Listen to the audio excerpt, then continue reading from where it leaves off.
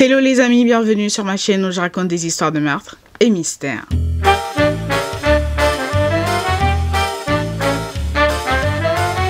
Pour les nouveaux, bienvenue, je m'appelle Osnel et je suis là tous les mercredis et les samedis pour vous raconter les histoires les plus sordides, les histoires les plus what the fuck qui existent dans ce monde. Alors si tu passes par là et que mon contenu te plaît, n'hésite pas à t'abonner, à activer la cloche de notification et surtout à venir me suivre sur Instagram. Et pour les anciens, ouais, y'a Noz, y'a ma babies, thank you, merci de faire partie de l'aventure meurtre et mystère. Alors petit disclaimer avant de commencer, je tiens à vous rappeler que ce contenu s'adresse à un public averti, ce contenu est déconseillé au moins de 12 ans. Alors avant de commencer cette vidéo, je tiens vraiment à m'excuser par rapport à l'absence de vidéo le week-end dernier et mercredi. Comme je vous l'ai expliqué sur mon post que j'ai fait sur YouTube, j'étais très mal en fait. Je tiens assise. Il y a une semaine, jour pour jour, je tenais pas assise. Même couchée, c'était horrible. Enfin, je tenais pas debout non plus. Donc, ce qui s'est passé, c'est tout simplement que j'ai un problème neurologique, ce qui fait que j'ai trop de liquide céphalorachidien dans la tête, ce qui me donne tout le temps des migraines atroces. Donc, forcément, pour réduire la pression qui est sur mon cerveau, parce que c'est quand même dangereux en fait, cette pression qui est toujours constamment en fait dans ta tête. Donc je peux devenir aveugle du jour au lendemain, des trucs comme ça. Donc forcément ils me font des ponctions lombaires en attendant ma chirurgie définitive. Donc j'ai eu ma ponction lombaire vendredi, sauf que apparemment ils ont prélevé trop de liquide. Donc quand il y a beaucoup trop de liquide dans la tête, c'est atroce. Quand il y en a moins, c'est aussi atroce. Donc, ils ont prélevé trop de liquide, ce qui a fait que j'avais des céphalies atroces. C'est comme si on me fracassait le crâne avec une masse. Et j'avais aussi, du coup, très mal à la colonne vertébrale, comme si on me l'arrachait vraiment à vif. Enfin, j'agonisais, mais c'était horrible. Je tenais pas debout, je tenais pas assise. Coucher, c'était horrible. Enfin, j'avais très, très, très mal. Donc, forcément, j'ai tout simplement pas pu finir, en fait, le montage de cette vidéo parce que, j'agonisais. J'agonisais vraiment. Là, ça va mieux. On est vendredi aujourd'hui, donc ça va vraiment mieux. Là, je peux tenir assise. J'ai encore un tout petit peu mal, mais ça va, c'est supportable par rapport à il y a une semaine. Du coup, c'était la toute petite parenthèse avant de commencer la vidéo d'aujourd'hui. Je voulais juste, je sais pas, je vous devais des explications. Enfin, j'en ai parlé en bref sur mon post, mais voilà, c'est ce que j'ai en fait. Donc, normalement, je devrais avoir une chirurgie définitive dans quelques semaines, dans quelques semaines, donc peut-être que à cette période-là aussi, il n'y aura pas de vidéo sur ma chaîne.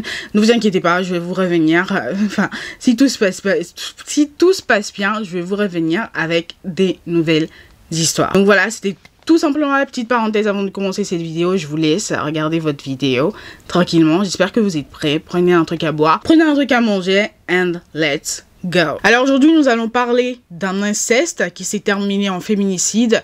Nous allons donc parler de l'affaire Steven Pladl. Alors, Steven Pladl est né en 1975 à New York et il y a toujours vécu avec sa mère. Alors, Steven était un enfant assez solitaire, il était toujours dans son coin, il était toujours à l'écart des autres enfants, il était vraiment différent des autres enfants. Alors, Steven, comme tous les enfants assez à l'écart, la plupart des enfants assez à l'écart, va se forger en fait, il va se plonger, voilà, dans le monde en fait, naissant d'internet, tout ça, ce qui va faire que à l'âge de 20 ans, il va rencontrer sur internet une jeune fille, Alyssa Gracia, et ils vont entamer une relation. De cette relation va naître quelques temps plus tard une petite fille qu'ils vont prénommer Denise en 1998. Alors après la naissance de leur fille, Alyssa était aux anges, elle était en mode c'était une jeune maman, c'était une maman ado, mais elle était vraiment aux anges par rapport à la naissance de sa fille. Elle était contente, heureuse, mais son bonheur va très vite tourner au cauchemar quand elle va se rendre compte que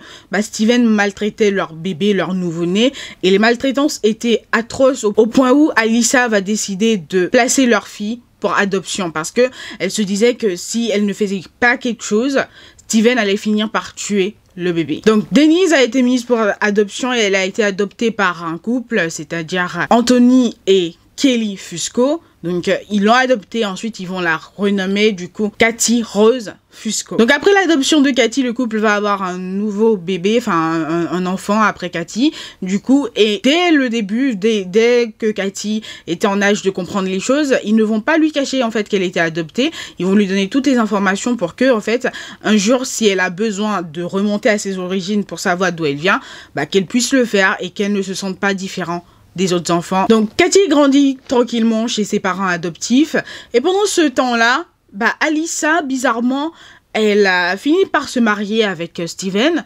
Elle va avoir 2 autres enfants avec Steven. Alors, je me suis dit, au début, j'étais en mode, attends, cette personne qui a failli tuer ton premier enfant, au point où tu mets l'enfant pour adoption, tu te maries avec et ensuite tu as d'autres enfants avec lui, like what the fuck. Et c'est après que j'ai compris que en fait, apparemment, Alyssa, qui était vraiment jeune à l'époque, elle se faisait manipuler et Steven la menaçait du coup, si elle le quittait, évidemment, qu'il allait se tirer une balle dans la tête, filmer ça et lui envoyer du coup pour que en fait elle en fasse des cauchemars en fait toute sa vie. Donc Cathy grandit et en 2016 elle obtient son diplôme, son bac, enfin l'équivalent du baccalauréat du coup en France. Donc elle obtient son diplôme et elle devait entamer l'université en été, enfin après l'été pardon 2016. Donc avant du coup d'entamer l'université, elle va faire une demande assez particulière à ses parents adoptifs. Elle va leur demander l'autorisation du coup pour qu'elle puisse contacter ses parents biologiques. Donc ses parents ils étaient en mode ouais, enfin t'es majeur maintenant, tu vas-y, enfin ils lui ont dit vas-y, enfin voilà, ils ont approuvé. Donc Cathy a commencé par contacter ses parents biologiques, c'est-à-dire Alyssa et Steven Pladl, sur Facebook. Donc ils ont commencé à discuter sur Facebook et apparemment le couple était très content du coup d'avoir des nouvelles de leur fille. En tout cas d'après ce que j'ai pu lire, Alyssa était contente d'avoir des nouvelles de sa fille parce que ouais, c'est sa fille que elle a dû donner à d'autres personnes pour qu'ils s'en occupent à sa place, enfin logique quoi, enfin voilà, enfin donc elle était vraiment aux anges. Et par la suite Cathy va se dire que vu comment ses parents biologiques étaient réceptifs, ils étaient vraiment contents d'en savoir plus sur elle, elle va décider du coup de leur rendre visite. Donc elle va programmer un séjour du coup chez ses parents biologiques et elle arrive chez eux pour apprendre à les connaître un peu plus. Donc là notez que on est entre août 2016 où elle les a contactés par Facebook et novembre 2016. Donc notez bien. Donc, ce qui va se passer, c'est tout simplement que lorsque leur fille, leur premier enfant va venir leur rendre visite, ne vous inquiétez pas, c'est mes lapins qui font du bruit. Donc, quand elle va venir les voir pour leur rendre visite, pour apprendre à les connaître, enfin, passer un petit séjour chez eux, à ce moment-là, Alyssa va commencer à noter des trucs bizarres dans le comportement de Steven. Il changeait sa manière de parler, il s'habillait plus comme un jeune que comme quelqu'un de son âge. Donc Alyssa au début elle s'était dit bon peut-être que c'était pour impressionner sa fille aînée, enfin leur fille qui est jeune, donc elle n'a pas trouvé de problème. Et là il est important de noter que à ce moment-là, quand Cathy est arrivée dans la maison, Alyssa et Steven étaient en pleine séparation. Donc le couple ne dormait plus dans la même chambre. Donc voilà. Donc à un moment donné, pendant son séjour, Cathy va décider du coup d'annoncer à ses parents biologiques et à ses parents adoptifs que finalement elle voulait rester habiter avec ses parents biologiques et qu'elle n'avait plus comme plan d'aller à l'université. Donc là, ses parents adoptifs étaient en mode What are you talking about? Mais ils ne vont pas s'y opposer parce que, tant que leur fille était heureuse, ils n'y trouvaient aucun inconvénient. Donc, ce qui se passe, c'est que Cathy emménage, du coup, chez ses parents biologiques et tout se passe bien, sauf que quelques semaines après que Cathy ait emménagé chez ses parents biologiques, Steven, son père biologique, va commencer à dormir dans la chambre de Cathy. Vous vous rappelez, il est en pleine séparation avec Alyssa, donc il ne dormait plus dans la même chambre. Mais il s'est mis à dormir par terre dans la chambre de Cathy. Et là, Alyssa était en mode, c'est pas normal en fait. Qu'est-ce que tu fous en fait? What the fuck? Et vous savez ce que Steven va lui répondre? Il va lui répondre tout simplement de s'occuper de ses affaires. Period. That. Donc, ayant reçu en fait une porte fermée en fait dans la figure pendant sa conversation avec Steven, Alyssa va décider du coup de parler en fait avec leur fille Cathy pour que son père ne la manipule pas et pour lui faire comprendre pourquoi elle a été mise pour adoption. Sauf que Cathy avait l'air elle s'en fichait. elle s'en fichait. Donc Alyssa, en fait, elle a complètement baissé les bras. Donc aux alentours de novembre 2016, Alyssa va acter officiellement du coup sa séparation de Steven. Elle va demander le divorce et elle va du coup déménager de la maison conjugale. Elle va emménager avec ses deux autres filles en acceptant tout de même de faire une garde partagée avec leur père Steven. Donc le truc c'est que quand sa mère a voulu déménager, Cathy n'a pas voulu suivre sa mère. Elle a préféré rester avec son père Steven Pladl. Donc le truc se met en place tout simplement et les enfants du coup font la navette entre le domicile de leur père et le domicile de leur mère en mode garde partagée. Et ce qui va se passer, c'est qu'un jour, Alyssa va tomber sur le journal intime de l'une de ses deux filles, les deux dernières, et ce qu'il y a à l'intérieur va la choquer. Et vous savez quoi? Ça va vous choquer vous aussi. Je prends mon téléphone parce que je pourrais pas tout retenir là. Enfin, j'ai toujours mal à la tête. Donc voilà, donc je vais vous lire en fait ce que Alyssa a lu dans le journal intime de sa fille. Let's go. Donc la jeune fille a écrit, je cite, « Mon père appelle Cathy bébé, son bébé. Mon père m'a même dit que c'était ma belle-mère. What the fuck? Il ne veut pas que je fasse référence à elle comme étant ma sœur. Mais Cathy est ma sœur. Elle est probablement sa femme aujourd'hui. Est-ce qu'elle me considère comme sa sœur ou sa fille? » Et la jeune enfant va aller plus loin en écrivant du coup que Cathy était enceinte de leur père. Like, quand Alyssa a lu ça, elle était en mode wow, what the fuck. Donc Alyssa, elle se dit, il y a un problème là, donc elle contacte Steven pour avoir des explications en mode, enfin, j'espère que c'est pas vrai, tout ce que j'ai lu dans le journal intime de notre enfant. Et c'est là que Steven va lui répondre, je pensais que tu savais qu'on était amoureux. De ta fille. On parle de ton enfant. Monsieur, il y a un problème. No. Donc après sa tentative de communication avec Steven pour le raisonner et qui a été tout simplement un échec, Alyssa va contacter la police pour signaler en fait ce cas d'inceste qui se passait sous son nez. Donc la police va aller du coup au domicile de Steven et de Cathy. Ils vont leur poser des questions et enfin ils ont menti forcément parce que la police est repartie sans les inculper d'inceste ou nanana. Ils sont repartis en mode bon, il y a rien, like y a rien. Après ça, du coup, en juillet 2017, Steven et Cathy vont se marier. Et du coup, sur les papiers, pour demander l'autorisation du coup pour leur mariage, comme ils avaient deux noms différents parce que Cathy avait été adoptée, en fait, les gens se sont pas dit, ok, il y a peut-être cas d'inceste, nanana. Donc forcément, leur mariage était fait. Enfin, ils se sont mariés, mais ils étaient dans l'illégalité. Je sais pas si vous comprenez ce que je veux dire. Donc, ils se sont mariés en juillet 2017. Et sur les photos du mariage, on peut voir que Cathy était enceinte. Elle était enceinte. Like, elle était enceinte. Ça, c'est period. Elle était enceinte. Donc, au mariage, il y avait du coup la mère de Steven et il y avait les parents adoptifs de Cathy aussi.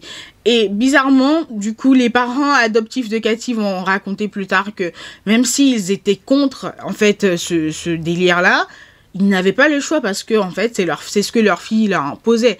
Donc, forcément, ils ont accepté, ils sont arrivés et ils étaient tous sourires en mode...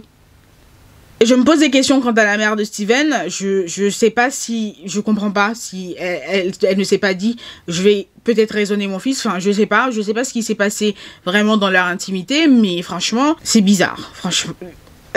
non. Ça aurait été moi. J'aurais été la mère de Steven. Je me serais pas rendue à ce mariage. C'est du bullshit total. C'est... Non! Mon fils qui épouse ma petite fille? What the fuck? Donc, à la suite de leur mariage, Cathy va accoucher du coup d'un petit garçon le 1er septembre 2017. Ils vont appeler le petit garçon Bennett. Et ce qu'ils ignoraient, c'est tout simplement que, en fait, la police avait entamé une enquête sur eux.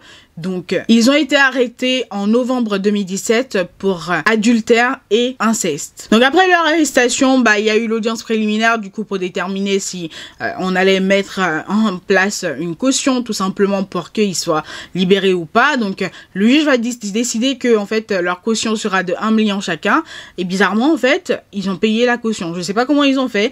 Ils ont payé la caution et ils étaient libres en attendant leur procès. Le truc, c'est que, pendant leur libération conditionnelle, du coup, sous caution, tout simplement, ils avaient pas le droit de se contacter, ils avaient pas le droit, en fait, de se retrouver ni de se contacter entre eux. Et le fils qu'ils ont eu a été confié à la mère de Steven. Donc pendant leur libération du coup sous caution, ils étaient encore voilà, enfin ils attendaient leur procès. Bah Cathy qui est retournée vivre avec ses parents adoptifs, qui a certainement vu en fait que bah tous les gens de son âge étaient à l'université, sortaient, vivaient une vie, une vraie vie, et elle était coincée, mariée à son père, je sais pas, de 40 balais, enfin nana, donc forcément elle va décider de mettre fin à sa relation avec son père et compagnon. Le problème c'est que elle ne savait pas en fait quel genre de taré ce type était. Donc elle met fin à sa relation avec son père aux alentours de avril 2018. Donc ce qui s'est passé par la suite, c'est tout simplement que bah le 11 avril 2018, Steven s'est rendu chez sa mère pour aller chercher le fils qu'il a eu avec sa fille. Du coup, le bébé avait 7 mois à l'époque, donc il prend le bébé, il le ramène chez lui. Et ensuite, il étouffe le bébé, du coup, et l'enfant décède. Ensuite, il met l'enfant dans un placard, il ferme le placard, et ensuite, il prend sa voiture et il se rend au domicile des parents adoptifs de Cathy. En fait, il savait tout simplement que le lendemain, c'est-à-dire le 12 avril 2018, la famille, en fait, faisait la navette, du coup, de chez eux pour aller chez la grand-mère, du coup, de Cathy, pour, voilà, je sais pas quoi. Donc, il savait, du coup, qu'ils allaient bouger ce jour-là. Donc, il est parti, du coup, le 12 avril 2018. Il s'est rendu, du coup, devant la maison des parents adoptifs de Cathy et il les a attendus là. Donc, par la suite, Cathy et son père adoptif sont sortis, du coup, pour se rendre chez la grand-mère. Et là, il s'est mis, du coup, à les suivre. Donc eux, ils ne savaient rien. Et à un moment donné, il va les intercepter, il va leur tirer dessus. Enfin, il a tiré dans tous les sens. Enfin, ni Cathy, ni son père adoptif n'avaient aucune chance de survie. Par la suite, il a appelé sa mère, du coup, pour lui avouer les crimes. Donc, qu'il a tué le bébé, qu'il a tiré sur Cathy et son père et qu'ils sont décédés. Et ensuite, il s'est rendu sur un parking et il s'est tout simplement donner la mort. Franchement, cette histoire est tout simplement dingue. C'est dingue. C'est n'importe quoi. Enfin, je comprends pas. Les gens comme ça, franchement, j'ai abandonné. Je comprends pas. Mais bon, il s'est donné la mort, c'est déjà ça. Enfin, voilà. Tu fais un truc pareil, déjà, tu t'en prends à un bébé. Pour moi, tu ne mérites pas de respirer le même air que moi. Donc, il s'est donné la mort. Tant mieux. Tant mieux. Franchement, voilà.